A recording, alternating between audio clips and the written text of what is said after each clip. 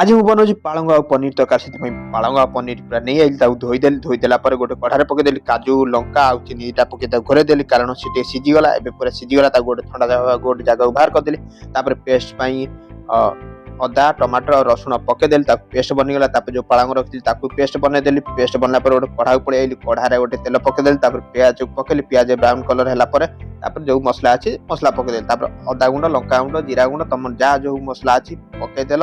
କସ୍ତୁରୀ ମେଥି ପକେଇଲେ ଆଉ ଟିକେ ବଢିଆ ଲାଗିବ, ସେଥିପାଇଁ ମୁଁ କସ୍ତୁରୀ ମେଥି ପକେଇଦେଲି। କସ୍ତୁରୀ ମେଥି ପକେଇଲା ଟିକେ ଘାଣ୍ଟିଦେଲି, ତାପରେ ତାକୁ ଟିକେ ଘୋରେଇ ଦେବି, କାରଣ ଟିକେ ତେଲ ଅଂଶ ଆସିଲା ପରେ ତାପରେ ଆମେ ଯୋଉ ପାଳଙ୍ଗ ଯୋଉ ବନେଇକି ପେଷ୍ଟ ରଖିଛେ ତାକୁ ବି ପକେଇବା। ସେଥିପାଇଁ ଟିକେ ତେଲ ଅଂଶ ଆସିଲା, ତାପରେ ମୁଁ ପାଳଙ୍ଗ ଯୋଉ ବନେଇକି ରଖିଥିଲି ତାକୁ ପକେଇଦେଲି। ଯୋଉ ପାଳଙ୍ଗ ପନିରଟା ରଖିଥିଲି ତାକୁ ପକେଇଦେଲି। ପକେଇଲା ପରେ ତାପରେ ଟିକେ ଘୋରେଇ ଦେଲି। ତାପରେ ଗୋଟେ ଛୁଙ୍କ ମାରିବାକୁ ବ୍ୟବସ୍ଥା କରିବି, ଗୋଟେ ଘିଅରେ ରସୁଣ ପକେଇ ଛୁଙ୍କ ମାରିଦେଲି। ଗାଇସ୍ ଏବେ ତ ଭାଇ ଖାଇଲେ କହିଲେ ପୁରା ବହୁତ ବଢିଆ ଲାଗୁଛି, ଆପଣମାନେ ବି ଟ୍ରାଏ କରନ୍ତୁ, ମସ୍ତ ଲାଗିବ। ରହିଲି, ଜୟ ଜଗନ୍ନାଥ।